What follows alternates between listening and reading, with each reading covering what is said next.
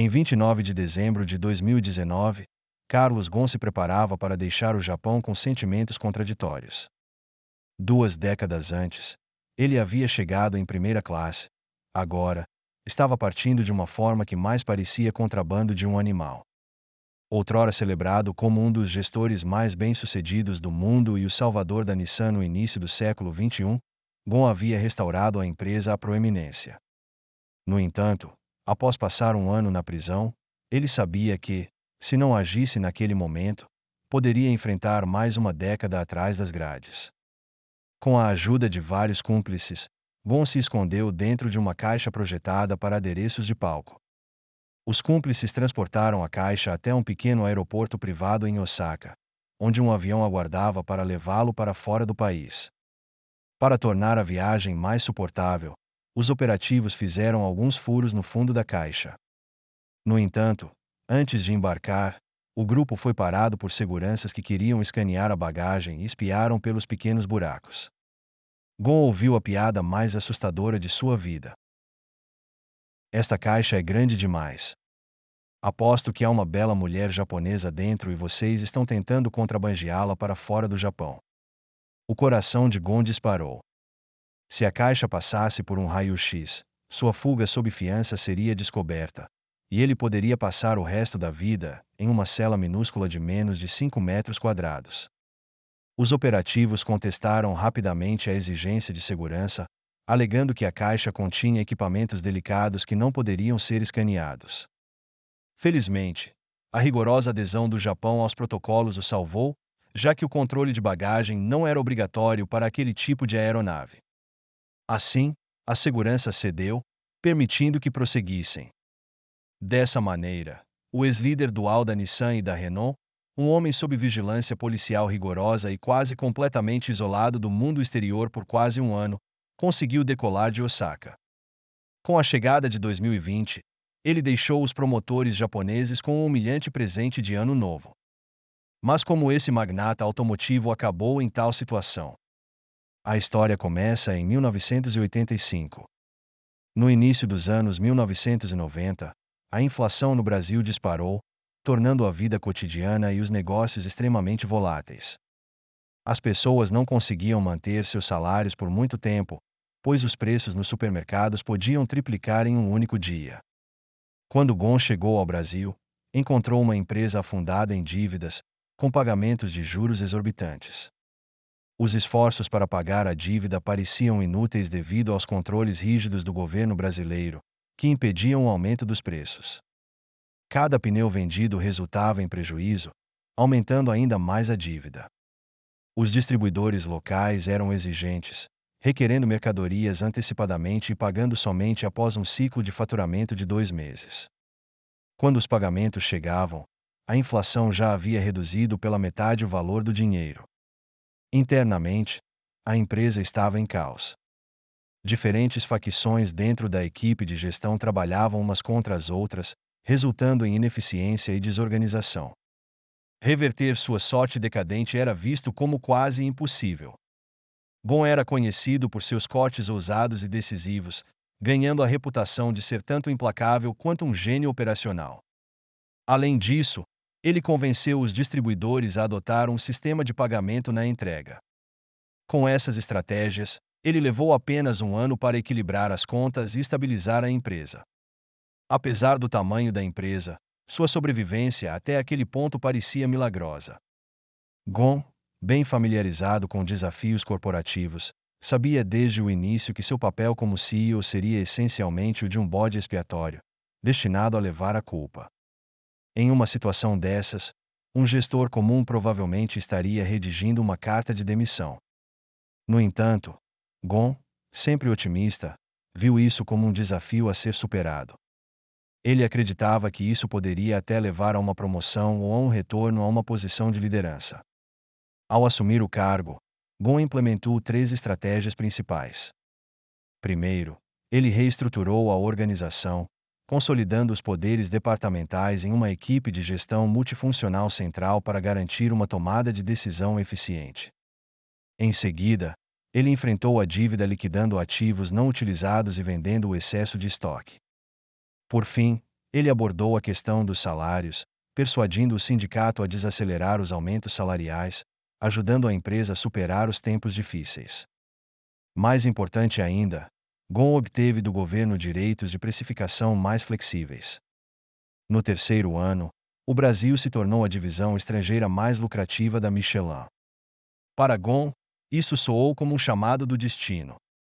Afinal, o mercado norte-americano representava 35% da receita da empresa.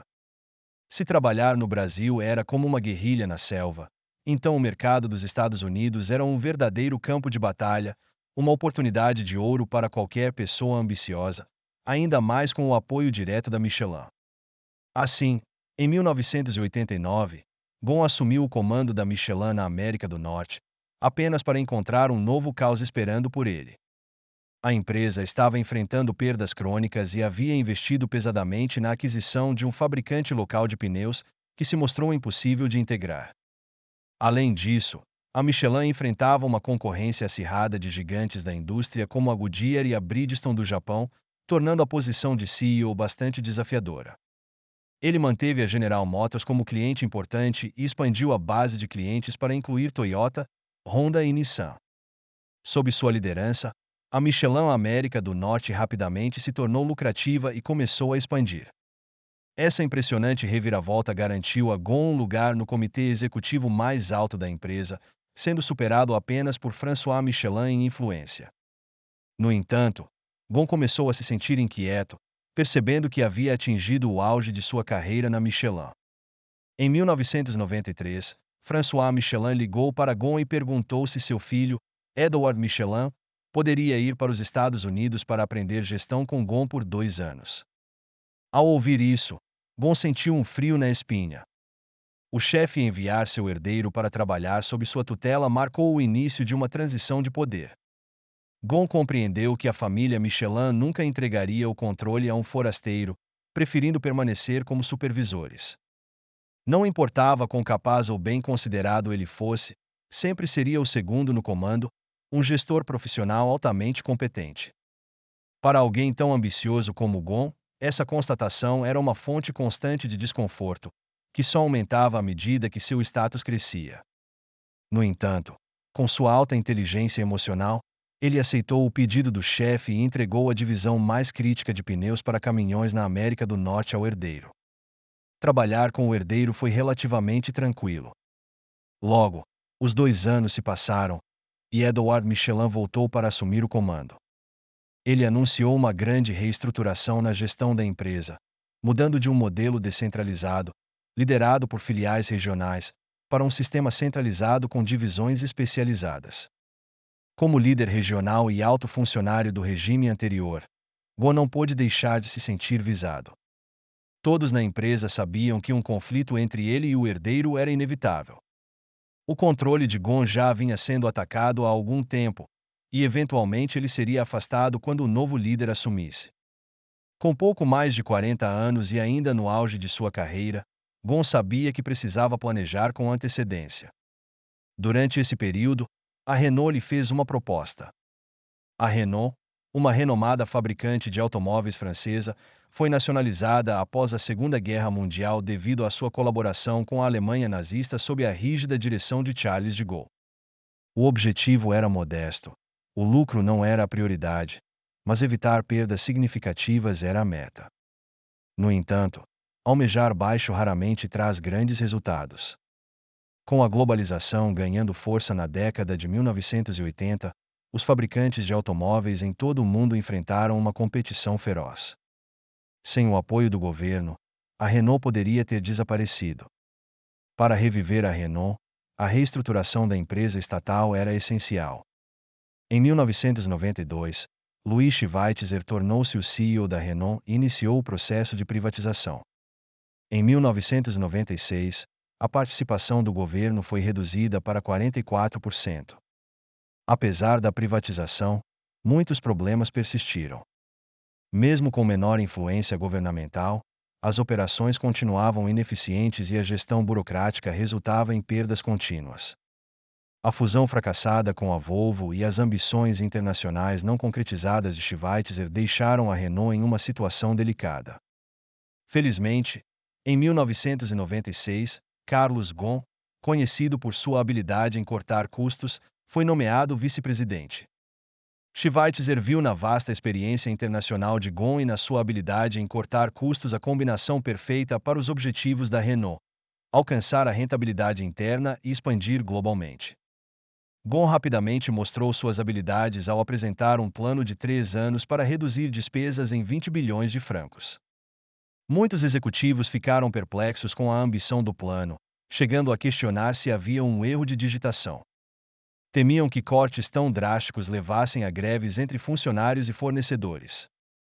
Em 1997, Ghosn decidiu fechar a fábrica da Renault em Vilvoorde, na Bélgica, resultando em mais de 3.000 demissões. Essa decisão desencadeou intensos protestos, com funcionários tomando as ruas de Paris em grandes manifestações. Os protestos atraíram a condenação do rei da Bélgica, pressão da União Europeia e insatisfação do governo francês. No entanto, Ghosn permaneceu focado em um único objetivo: cortar custos. Fornecedores em excesso. Linhas de montagem excedentes. Cortés. Departamentos operando de forma independente com poder excessivo. Cada corte inevitavelmente criava inimigos, mas Ghosn não se deixava abalar. Sua postura era clara: interesses políticos e pessoais não importavam. Sua única responsabilidade era alcançar a lucratividade, e tudo o mais era secundário até que esse objetivo fosse atingido. Felizmente, ele tinha o apoio de Schweitzer, que resistia à pressão do governo e da sociedade, permitindo que Ghosn fizesse cortes ousados sem hesitação. Schweitzer também ajudou Ghosn a formar equipes de gestão multifuncionais e a convencer os chefes de departamento a ceder parte do poder de decisão. Isso permitiu que Ghosn implementasse suas estratégias de corte de custos de forma mais eficaz. Em apenas um ano, essa colaboração transformou a Renault. Em 2000, o plano de corte de custos de 20 bilhões de francos de Ghosn foi concluído, e a Renault estava gerando bilhões de dólares em lucros anuais. Ghosn ganhou o apelido de o matador de custos. Após essa campanha, a Renault deixou claro ao governo francês: vocês são apenas os acionistas majoritários, não os operadores. Deixem os profissionais cuidarem do negócio. As ações decisivas de Ghosn efetivamente encerraram o extenso controle do governo sobre a Renault. A partir de então, a Renault começou a operar como uma empresa privada ágil. Embora o governo francês ainda detivesse 15% das ações e direitos de voto, a empresa passou a ser liderada por gestores profissionais. Com a redução de custos concluída, o próximo passo era a expansão internacional. Na visão de Ghosn, a Renault tinha uma presença sólida na Europa, mas era praticamente desconhecida fora dela. Um dos principais fabricantes de automóveis da França não podia se dar ao luxo de ser forte apenas em casa. A escala da Renault era muito pequena e qualquer perturbação significativa forçaria a buscar a ajuda financeira do governo. A empresa procurava um parceiro internacional que atendesse a 3 critérios específicos. Após uma cuidadosa consideração, Ghosn identificou a Nissan como o parceiro ideal. No final dos anos 1990, a Nissan estava à beira do colapso. A empresa era excessivamente generosa com seus concessionários. Sempre que os concessionários reclamavam de vendas fracas ou dificuldades financeiras, a Nissan introduzia novos modelos para ajudá-los. Para evitar o colapso, a Nissan procurou assistência externa. Após avaliações minuciosas, apenas a Daimler Chrysler e a Renault estavam dispostas a intervir. Naturalmente, ele escolheu a si mesmo para o cargo.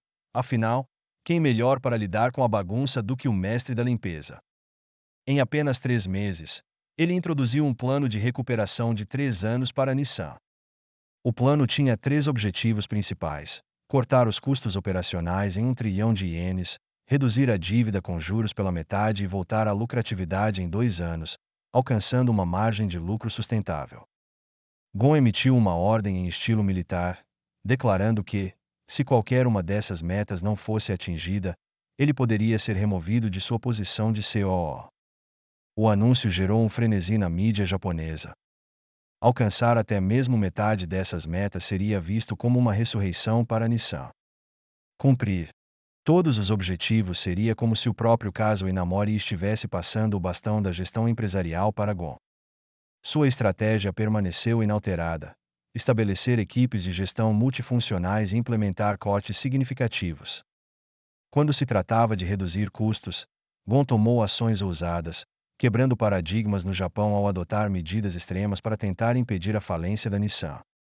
Em 3 anos, ele fechou 5 fábricas, elevando a taxa de utilização da capacidade da empresa para mais de 80%, e demitiu 20 mil funcionários, representando 14% da força de trabalho.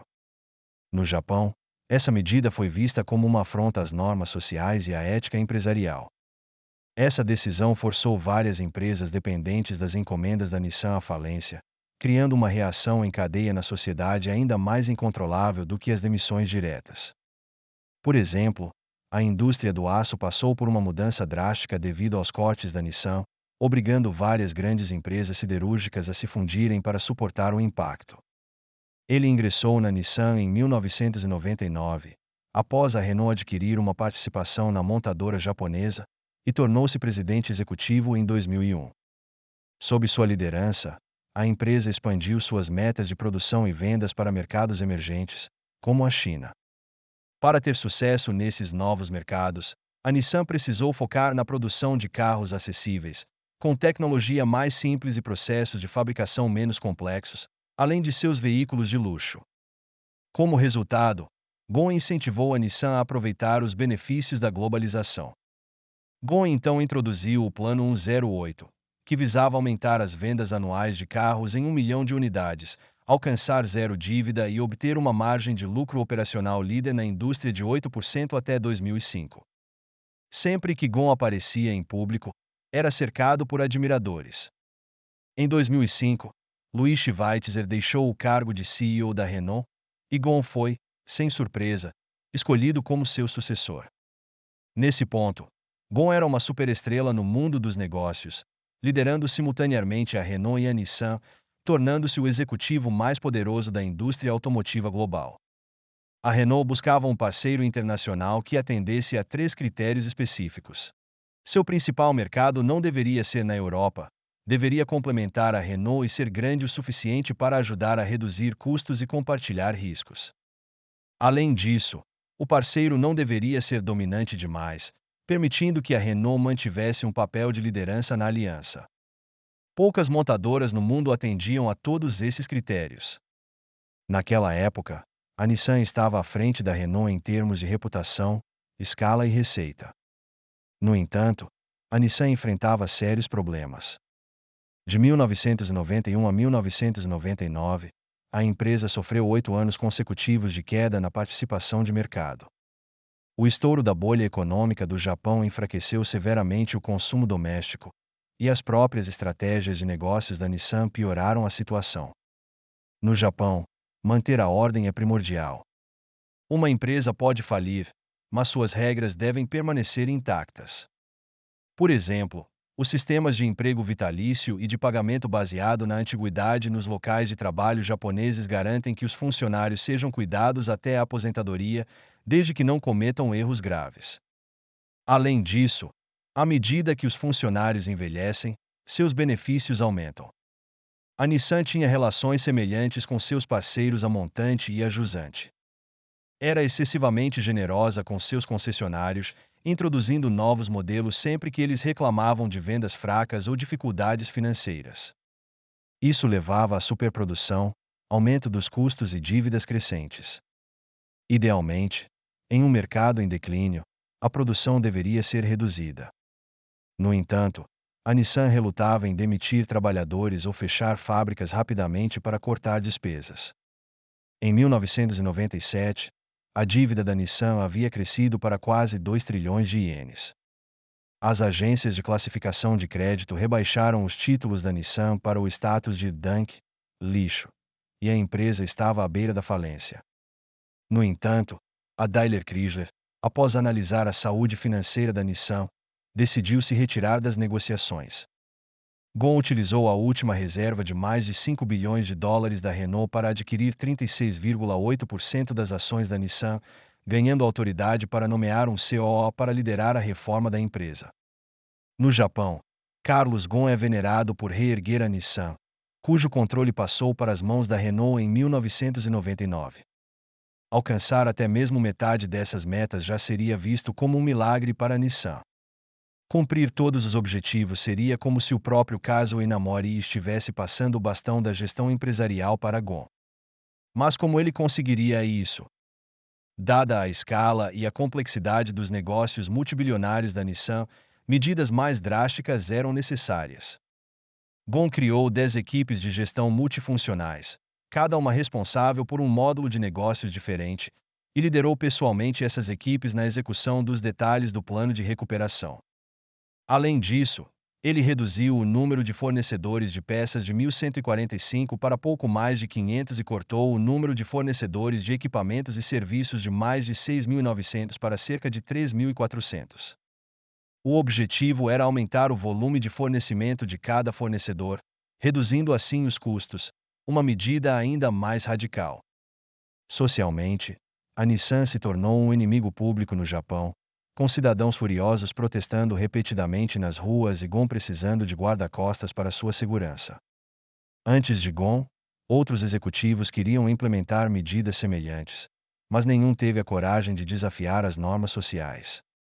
Ghosn, um estrangeiro, desconsiderou essas normas e tratou as ameaças de morte vindas de todo o Japão como insignificantes. Sem se preocupar com as regras e a ética japonesas, ele utilizou suas equipes de gestão multifuncional e uma extensa pesquisa de campo para promover mudanças. Visitando fábricas e participando de reuniões, ele trabalhou incansavelmente. Notavelmente, em poucos meses, as reformas da Nissan começaram a mostrar resultados. As reformas provaram ser eficazes, alcançando 2,7 bilhões de dólares em lucros em apenas um ano. Mas as manobras estratégicas de Ghosn estavam longe de terminar. Em 2000, ele foi promovido a CEO da Nissan. Em 2003, o plano de recuperação de 3 anos já havia superado suas metas. O plano foi um sucesso, e a Nissan ascendeu para se tornar uma fabricante de automóveis de primeira linha global. Naquela época, Ghosn era celebrado como um gigante dos negócios no Japão, representando a tradição respeitada da liderança corporativa japonesa. Esse homem, nascido no Brasil e de origem libanesa, havia se tornado um símbolo da rica história e tradição de excelência do Japão. As pessoas rapidamente esqueceram como ele causou a perda de empregos, forçando muitos a recomeçar do zero. Em vez disso, ficaram fascinadas com o mito de Ghosn, a mágica de Ghosn e o efeito Ghosn. Alguns até o compararam ao Comodoro Perry, que abriu o Japão para o Ocidente, e ao general MacArthur, que supervisionou a recuperação do Japão após a guerra. Em 2004, o imperador do Japão concedeu a Ghosn a medalha da fita azul. Nesse ponto, Ghosn já era uma superestrela no mundo dos negócios, liderando simultaneamente 2 empresas da Fortune 500 e se tornando o executivo mais poderoso da indústria automotiva global. Ele havia alcançado o auge de sua carreira. Mas Ghosn estava satisfeito com isso? Não. As experiências de Ghosn na Michelin lhe ensinaram uma lição valiosa. Não importa o quão bem um gestor profissional desempenhe, ele é, em última análise, apenas o funcionário de alto escalão. A governança corporativa é dirigida por conselhos, acionistas e governos, forças que formam uma vontade profunda e pervasiva. Ghosn aspirava a se tornar parte dessa força subjacente. Para entender a estrutura da aliança Renault-Nissan, é importante saber que ela se baseava em participações cruzadas. Essa aliança estratégica tinha como objetivo aproveitar recursos compartilhados, trocar tecnologias e coordenar compras para reduzir custos para ambas as empresas. Por exemplo, o Nissan Rogue vendido nos Estados Unidos era fabricado na planta da Renault na Coreia do Sul. Na era da fabricação de automóveis baseada em plataformas, uma plataforma desenvolvida por uma empresa poderia ser utilizada por outras marcas dentro da aliança, reduzindo ainda mais as despesas. Só em 2017, a aliança economizou impressionantes 6,5 bilhões de dólares. Ghosn, um defensor fervoroso da redução de custos e da eficiência, queria que a aliança fosse a mais coesa e robusta possível. Para ele, A aliança Renault-Nissan era uma versão ampliada de suas equipes de gestão multifuncionais favoritas, agora operando entre empresas, o que facilitava a consolidação do poder e controle. Quando Schweitzer passou o comando para Ghosn, esperava-se que ele se concentrasse exclusivamente na Renault. No entanto, Ghosn tinha outros planos. Ele queria não apenas manter o controle sobre a Nissan, mas também criar uma nova ordem através da estrutura da aliança. Com sua função dupla de CEO, Ghosn começou a moldar sua imagem de liderança. Antes, ele era visto usando óculos e o uniforme de trabalho da Nissan, parecendo um engenheiro de meia-idade, direto e pragmático. Mas, gradualmente, as pessoas notaram mudanças. Ele passou a usar sapatos com salto interno, cortou o cabelo, fez uma cirurgia LASIK e trocou o uniforme por ternos sob medida. Seus locais habituais passaram dos pisos de fábrica para estádios de beisebol japoneses, circuitos de Fórmula 1 e estúdios de TV cheios de câmeras e holofotes. Suas interações passaram dos trabalhadores da linha de frente para a elite da política, negócios e entretenimento em eventos sociais. Para conquistar a simpatia da sociedade japonesa, ele chegou a vestir kimonos tradicionais e praticar reverências de 90 graus, como um típico executivo japonês. Devido aos seus papéis duplos, ele dividia seu tempo entre o Japão e a França, passando uma semana em cada país. Ao mesmo tempo, ocupava cargos nos conselhos de empresas americanas como Sony e IBM. A maior parte do seu tempo era dedicada a eventos de alto nível ou em viagens aéreas, a 30 mil pés de altitude, longe da gestão prática. Essa dependência dos executivos para executar tarefas alimentava sua insegurança, levando-o a buscar ainda mais poder. Assim, Ghosn passou de solucionador de problemas a autocrata, com os executivos seguindo suas ordens sem questionar. À medida que seu poder atingia o auge, ele parecia perder o contato com a realidade. As pessoas começaram a ver o lado mais sombrio dessa figura outrora reverenciada. Em 2006, Ghosn decidiu cortar 30% dos custos no centro técnico da Renault e implementou um estilo de gestão de alta pressão. Isso resultou no suicídio de 3 funcionários em apenas 4 meses, provocando críticas generalizadas à sua abordagem autoritária na sociedade francesa.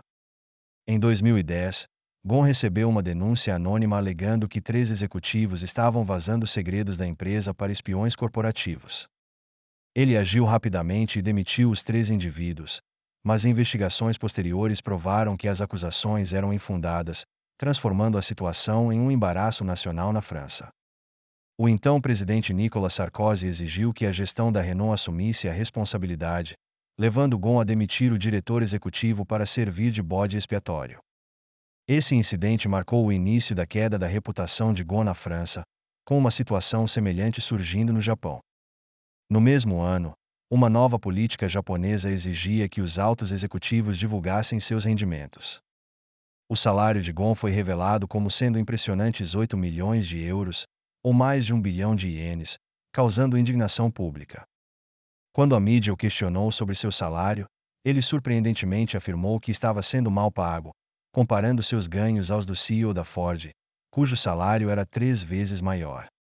Além disso, Ghosn se envolveu em um acidente de carro em Tóquio, onde foi revelado que o CEO da Nissan estava dirigindo um Porsche, gerando ainda mais controvérsia. Apesar dessas questões, a posição de Ghosn dentro da aliança multinacional permaneceu segura. Enquanto a mídia se concentrava nesses escândalos, os acionistas priorizavam o desempenho da empresa. Durante a crise econômica global de 2008, quando a indústria automotiva enfrentava grandes dificuldades e gigantes como a General Motors e a Toyota sofriam perdas significativas, a Nissan desafiou as probabilidades. Em 2016, a Nissan aproveitou o escândalo de consumo de combustível e a crise de qualidade da Mitsubishi para adquirir 34% das ações da Mitsubishi por 237 bilhões de ienes, formando a aliança Renault-Nissan-Mitsubishi. No segundo ano, a aliança alcançou vendas globais de 10,8 milhões de unidades, superando a Volkswagen e se tornando a líder mundial, tudo sob a liderança de Ghosn. Enquanto a empresa apresentava um desempenho forte, os escândalos pessoais do CEO eram considerados secundários. De 2005 a 2015, Ghosn trabalhou arduamente para fortalecer os laços entre as duas empresas, consolidando sua reputação como líder em globalização e corporações multinacionais. Seu plano era maximizar a integração, tornando as empresas completamente dependentes da aliança, o que poderia levar a uma fusão em um único grupo automotivo, elevando Gon de um gestor profissional a verdadeiro líder da empresa. No entanto, as coisas não saíram como planejado. Em 19 de novembro de 2018, quando o avião de Gon aterrissou no aeroporto de Haneda, em Tóquio, oficiais do escritório dos procuradores do distrito de Tóquio embarcaram na aeronave e o prenderam. No mesmo dia, Greg Kelly, diretor de RH da Nissan e aliado próximo de Gon, foi convocado dos Estados Unidos ao Japão e detido no aeroporto de Narita. Após a prisão de Gon, a Nissan realizou imediatamente uma coletiva de imprensa. Hiroto Saikawa, ex-aliado de Carlos Ghosn e segundo em comando da Nissan, fez graves acusações contra Ghosn em nome da empresa. A investigação revelou que, por muitos anos, Ghosn e Greg Kelly haviam subnotificado suas compensações em suas declarações na Bolsa de Valores de Tóquio. Além disso, Saikawa afirmou que Ghosn havia cometido várias outras irregularidades significativas, incluindo o uso pessoal de ativos da empresa. Para o público externo, o movimento repentino da Nissan contra Ghosn parecia um golpe planejado há muito tempo. Primeiramente, seu salário. Durante muito tempo, Ghosn estava insatisfeito com sua remuneração, acreditando que deveria ser comparável à dos executivos americanos. No entanto, devido às regulamentações de divulgação de renda no Japão, ele teve que reduzir seu salário pela metade.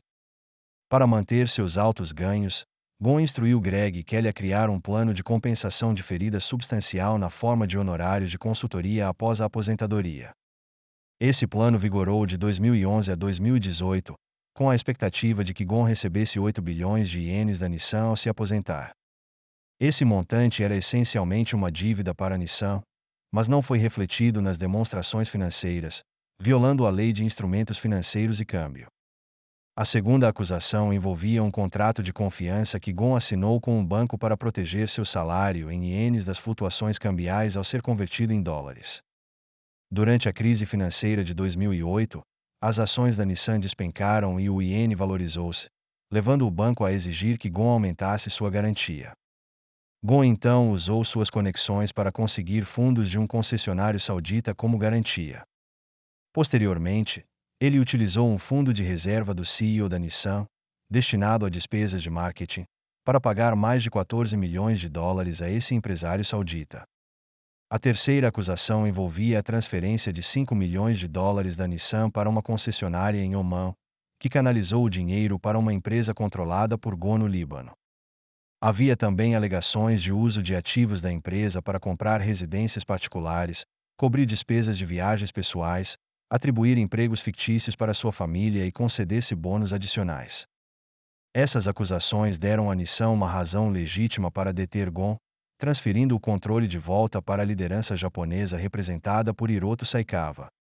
Era evidente para qualquer observador que isso era uma manobra calculada para derrubar Ghosn. Porque a Nissan de repente se voltou contra o herói que uma vez a salvou. Para entender isso, é necessário examinar a aliança entre a Nissan e a Renault. Em 1999, quando a Renault veio ao resgate da Nissan, que estava em dificuldades, a empresa japonesa não teve escolha senão aceitar a ajuda. Quem tinha o dinheiro mandava. No entanto, quase 20 anos depois, os japoneses revitalizados começaram a sentir que a parceria era injusta. Em 2017, o valor de mercado da Nissan era substancial, de 35 bilhões de dólares, enquanto o da Renault era de apenas 20 bilhões. A Nissan vendia 6 milhões de unidades anualmente, em comparação com os 3,8 milhões da Renault. Claramente, não estavam no mesmo nível. Em contraste, a participação de 15% da Nissan na Renault não conferia direitos de voto. Os japoneses viam a Nissan como um orgulho nacional, e quanto mais tempo permaneciam em parceria com a Renault, mais sentiam que o acordo era injusto. Se fosse apenas uma questão de dinheiro e direitos de voto, poderia ser administrável. Os japoneses não tinham um rancor específico contra a Renault. No entanto, essas ações tinham direitos de voto duplos, o que significava que o Palácio do Eliseu podia exercer influência sobre a Nissan através da Renault. A partir de 2015, Japão e França tiveram várias confrontações sobre essa questão. Naquele ano, o então ministro da Economia da França, Emmanuel Macron, tentou aumentar a participação do governo na Renault para 19,73%, apertando o controle sobre a empresa. A Nissan, naturalmente sensível a essa questão, contra-atacou propondo aumentar sua participação na Renault para mais de 25%. De acordo com as leis japonesas de participações cruzadas, se a participação da Nissan na Renault ultrapassasse 25%, a participação de 43,4% da Renault na Nissan perderia seus direitos de voto correspondentes. Devido à forte oposição japonesa, o governo francês teve que recuar. A confrontação terminou com a vitória da Nissan, mas os franceses não desistiram. Controlar a Nissan poderia proporcionar ao governo francês benefícios econômicos substanciais e vantagens de mercado, tornando isso politicamente vantajoso. Consequentemente, conflitos surgiam frequentemente dentro da aliança, muitas vezes protagonizados por Gon e Hiroto Saikawa. Saikawa havia sido por muito tempo o braço direito de Gon na Nissan, e a relação entre eles era sólida. No entanto, por volta de 2016, começaram a surgir diferenças sutis em suas visões sobre o desenvolvimento da empresa. Gon defendia uma expansão agressiva, aproveitando custos e preços mais baixos para aumentar as vendas, acreditando que uma aliança mais forte aumentaria sua influência. Saikawa, por outro lado, era mais cauteloso, preferindo assegurar a rentabilidade e proteger o valor da marca Nissan. Ele argumentava que a aliança não deveria se envolver em guerras de preços insensatas apenas para manter sua presença. Em vez disso, era essencial garantir a rentabilidade e proteger o valor da marca Nissan. Essa constante luta pelo poder entre França e Japão forçou Gon a fazer uma retirada estratégica. Ele renunciou ao cargo de CEO da Nissan, mas manteve sua posição como presidente, nomeando Saikawa como seu sucessor. Gon esperava tranquilizar os japoneses e acreditava que ainda poderia controlar a Nissan através de Saikawa. No entanto, uma vez no comando, Saikawa imediatamente desacelerou a expansão, seguindo sua própria visão, o que desagradou profundamente Gon.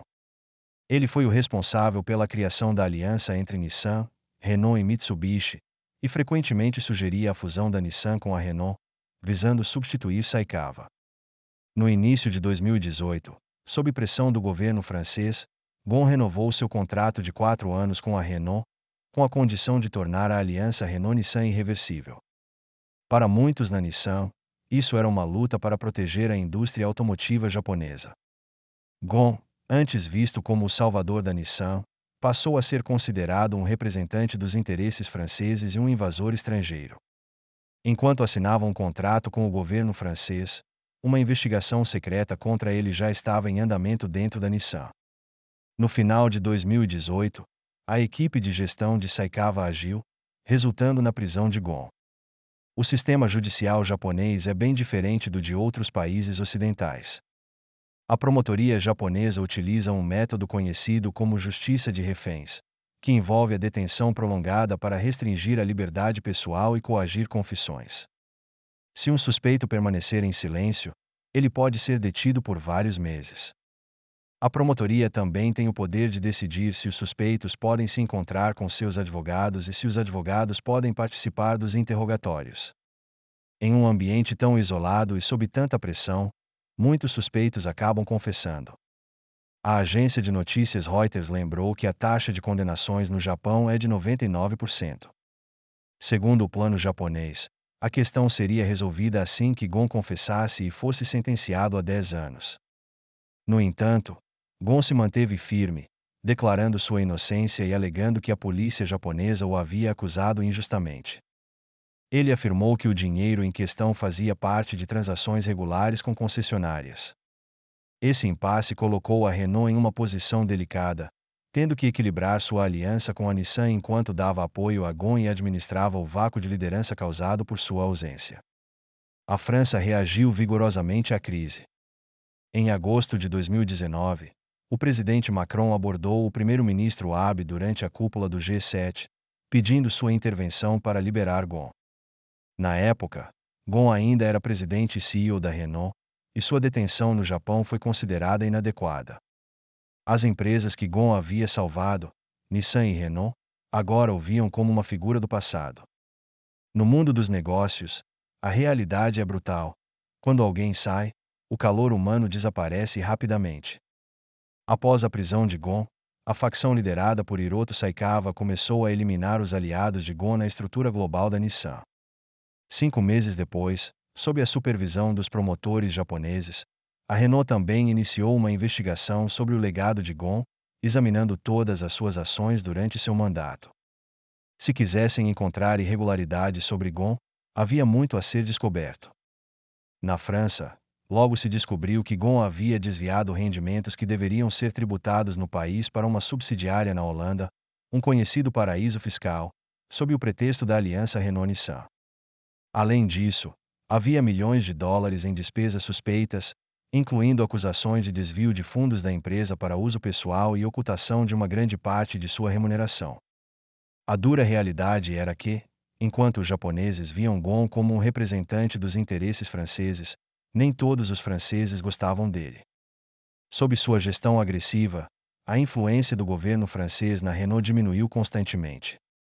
Seus frequentes cortes de pessoal criaram problemas políticos que o governo teve que enfrentar. Mais importante ainda, Gon queria criar um grupo multinacional que transcendesse os interesses nacionais do Japão e da França, com ele no comando, o que conflitava com a visão do governo francês. Além disso, o comportamento extravagante e egoísta de Gon desagradava muitos na França. Em 2014, para comemorar o 15º aniversário da aliança Renault-Nissan, Carlos Ghosn organizou uma festa luxuosa no Palácio de Versalhes, na França.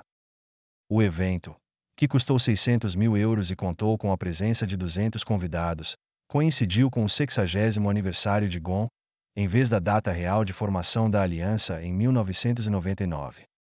Os convidados não eram funcionários da empresa, mas amigos pessoais e familiares de Ghosn. Nem mesmo Louis Schweitzer, ex-chefe de Ghosn e cofundador da aliança, foi convidado. Isso causou um grande alvoroço, mas Ghosn permaneceu impassível. Apenas 2 dias depois, ele se casou com sua segunda esposa, Carole, em Versalhes, organizando uma luxuosa festa temática de Maria Antonieta. Ele não pagou pelo casamento. As despesas foram cobertas pelos fundos de patrocínio da Renault para Versalhes. Com essas considerações, a Renault poderia facilmente se desfazer de Ghosn e lidar com o caos temporário resultante. Assim, Ghosn teve que enfrentar o sistema judicial japonês sozinho. Desde outubro de 2018, ele estava sob investigação há quase um ano. Durante esse período, passou metade do tempo detido em uma pequena cela sem aquecimento e sem colchão, medindo apenas 4 a 5 metros quadrados. No restante do tempo, após pagar uma fiança de vários milhões de dólares, estava sob vigilância rigorosa. Era seguido sempre que saía e suas comunicações e encontros com a família e advogados eram monitorados de perto. Ele nunca sabia quando a promotoria poderia apresentar novas acusações e prendê-lo novamente. Esse é o poder do sistema de justiça de reféns do Japão. Ghosn sabia que estava em um jogo de resistência com os promotores japoneses e não tinha certeza de quanto tempo poderia aguentar. Nesse ponto, fugir se tornou uma opção. Mas, primeiro, para onde ele poderia fugir? Nascido no Brasil, em Guajará-Mirim, Rondônia, Ghosn é filho de pais libaneses e passou a maior parte de sua infância e adolescência no Líbano. Ele frequentou um colégio jesuíta francês em Beirute até os 17 anos. O Líbano não tem acordo de extradição com o Japão, o que é vantajoso para ele. Se conseguisse voltar ao seu país de origem, poderia escapar dos promotores japoneses e das perseguições de outros países. Além disso, Ghosn tinha uma imagem positiva em sua terra natal. Atualmente, Ghosn reside em liberdade em Beirute. Para planejar sua fuga, ele contou com a ajuda de especialistas. Por meio de sua esposa, Carole, ele conheceu Michael Taylor, um ex-bona verde das Forças Especiais dos Estados Unidos e chefe de uma empresa internacional de segurança. Taylor e Carole eram primos de ascendência libanesa, e Taylor tinha experiência em resgatar reféns em lugares como o Afeganistão. Com a ajuda de Carole, Michael decidiu auxiliar Gon a escapar do Japão. Naquela época, Gon havia sido liberado sob fiança após pagar 9 milhões de dólares, mas sua casa ainda estava sob vigilância constante.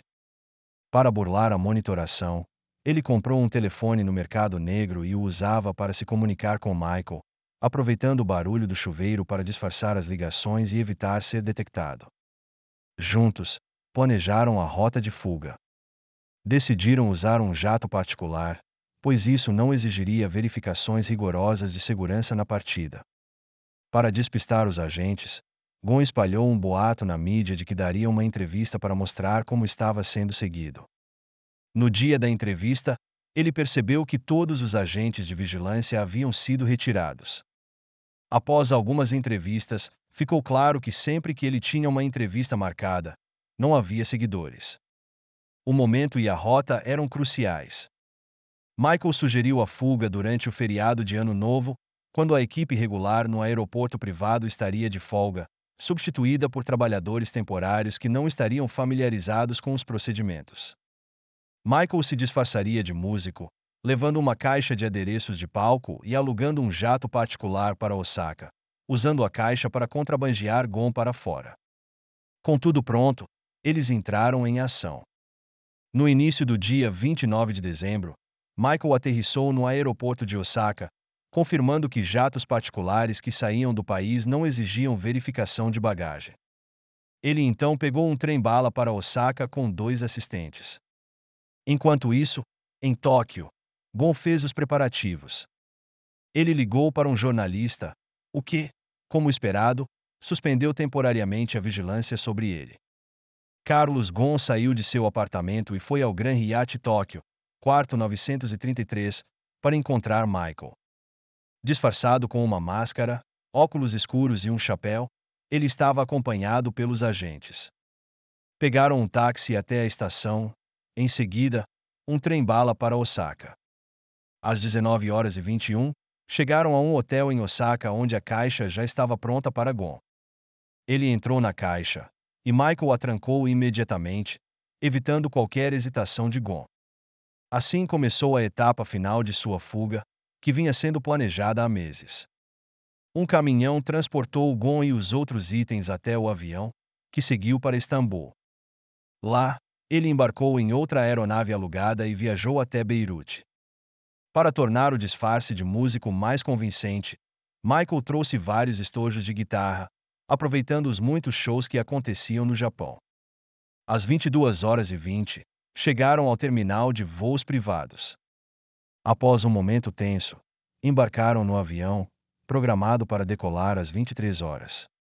Às 23h, o avião decolou com destino a Istambul para uma breve parada antes de seguir para Beirute, no Líbano. No último dia de dezembro, a mídia mundial estava em alvoroço.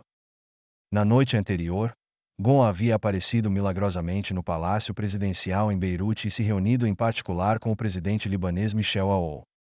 As notícias se espalharam rapidamente, e logo o mundo inteiro sabia que Gon havia escapado do Japão e retornado ao Líbano. O governo japonês ficou ainda mais perplexo. A fuga de Gon não apenas ridicularizou o sistema judicial japonês, mas também fez uma crítica severa às suas práticas de detenção prolongada. O ministro da Justiça declarou em uma coletiva de imprensa que o Japão não deixaria isso passar em branco. No entanto, diante do Líbano, que não possui um tratado de extradição com o Japão, medidas como o alerta vermelho da Interpol para Gon e o mandado de prisão das autoridades japonesas para sua esposa foram emitidos. Para uma nação que valoriza seu orgulho, esse foi um momento profundamente humilhante. Recuperando sua liberdade, Gon rapidamente convocou uma coletiva de imprensa grandiosa. Durante o evento de 2 horas, ele criticou severamente o sistema judicial japonês, atacou Hiroto Saikawa e vários executivos da Nissan que o traíram, e reiterou sua inocência, acusando autoridades japonesas e executivos da Nissan de perseguição. Esse era o contra-ataque que ele desejava fazer durante os 13 meses de detenção. No entanto, com sua nova liberdade, a opinião pública global mudou. Quando Gon estava sob controle japonês, as pessoas podiam simpatizar com ele, mas agora que ele podia confrontar o governo japonês em pé de igualdade, suas próprias irregularidades tornaram-se mais evidentes. À medida que as investigações prosseguiam, mais atividades ilícitas de Gon vieram à tona, e mais governos e organizações começaram a apresentar acusações e emitir mandados contra ele. Para um homem que se aproximava dos 70 anos, viver exilado e sob guarda armada em Beirute parecia cada vez mais uma grande prisão. Pior ainda, por mais que criticasse a Nissan, atacasse o governo japonês ou previsse o colapso da aliança Renault-Nissan através de livros, entrevistas e fóruns, seus esforços pareciam em vão. Após sua expulsão da indústria automotiva, tanto a Renault quanto a Nissan enfrentaram turbulências temporárias, com substituições rápidas de vários diretores executivos. No entanto, sem ele, as empresas encontraram um novo equilíbrio. No segundo semestre de 2023, as duas empresas assinaram um novo acordo estendendo sua aliança por mais 15 anos e anunciaram uma participação mútua de 15%, simbolizando uma igualdade nominal. No mundo dos negócios, conflitos passados podem ser esquecidos desde que haja potencial para lucro futuro. Enquanto o drama de Gon se desenrolava, a indústria automobilística global passava por uma revolução ainda maior. Carlos Ghosn era mais do que apenas um gestor profissional. Ele era um bombeiro, uma solução temporária. Em uma entrevista para Forbes no ano passado, Ghosn refletiu sobre Elon Musk, dizendo: "Ele criou sua própria empresa. Eu não. Esse foi meu erro. Se eu tivesse fundado uma startup de veículos elétricos ou baterias, minha situação seria completamente diferente agora." Mas, no fundo, Ghosn provavelmente sabia que não era Musk e não se permitiria começar do zero como CEO de uma startup. No final, há uma diferença significativa entre um gestor profissional e um fundador, que é difícil de superar. E assim por diante.